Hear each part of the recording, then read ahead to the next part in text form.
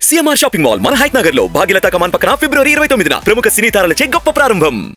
రేపు ఎన్నికలైనప్పుడు వైసీపీ వాళ్ళకి తెలుస్తోంది మనం ఎంతో నెత్తి మీద కాలేసి తొక్కుతాం కదా, అప్పుడు అర్థమవుతుంది మేమేంటో.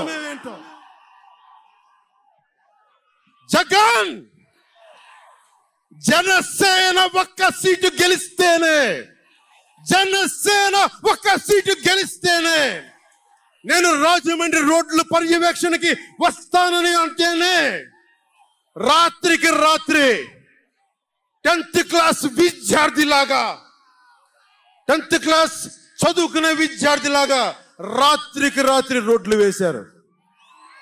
నైట్ అవుట్ చేసి మరి ఒక్క సీటుకే ఇదంతా, ఒక్క సీటుకే, ఒక్క సీటు గెలిస్తేనే రాత్రికి రాత్రి రోడ్లు వేసావు. జనసేన 24 సీట్లతో ఏం చేయగలరో మీరు ఊహించుకోగలరా? వ్యూహం నాకు వదలండి, నన్ను నమ్మండి. 24 ఏంటి అని అంటా ఉన్నారు.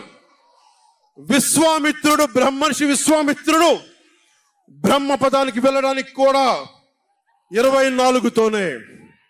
గాయత్రి మంత్రం 24 అక్షరాలు. అంకెలు లెక్క పెట్టదని చెప్పండి ఎవరిని, అంకెలు లెక్క పెట్టదని చెప్పండి ఎవరిని. పవన్ కళ్యాణ్ వంక కూడా చూడలేరని చెప్పండి. జనసేన మీద కన్నెత్తి కూడా చూడలేరని చెప్పండి. మనకి వైసీపీ జగన్ లాగా వేల కోట్లాది రూపాయలు వారసత్వంగా తినేసామా ఏంటి? మనం ఎన్నికలు రాగానే నియోజకవర్గానికి 50 నుంచి 100 కోట్లు తీయడానికి, ఖర్చు పెట్టడానికి, అన్ని స్థానాల్లో పోటీ చేయడానికి మన దగ్గర 50, 100, 1000 కోట్ల డబ్బులు ఉన్నాయా? మన దగ్గర దోచేసిన డబ్బులు ఉన్నాయా? లేదంటే 4 దశాబ్దాల సుదీర్ఘమైన అనుభవం ఉన్న ఒక వ్యవస్థలు ఉన్నాయా మన దగ్గర? తెలుగుదేశం పార్టీ నాయకుల్లాగా ఏమున్నాయి మన దగ్గర? వెతుక్కున్నాం, ఇటుక పెంచుకున్నాం. ఇప్పుడిప్పుడే ఇల్లు కడుతున్నాం, జనసేన ఇల్లు కడుతున్నాం, కోట కూడా కడతాం. తాడేపల్లి జగన్ కోట కూడా బద్దలు కొడతాం. సామాన్యుడు రాజకీయం చేస్తే భరించలేని ఆధిపత్యపు ధోరణి, సామాన్యులు రాజకీయం చేస్తే తట్టుకోలేరు.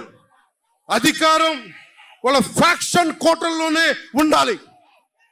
అది దాటి మనలాంటి మామూలులోకి వస్తే, మనం వ్యూహాలు వేస్తే, మనం పొత్తులు పెట్టుకుంటే వాళ్ళు భరించలేరు. అందుకని రకరకాలుగా చెప్తారు కథలు. సామాన్యుని రాజకీయం భరించమని చెప్పండి. జగన్ సామాన్యుడు రాజకీయం చేస్తే ఇలాగే ఉంటది.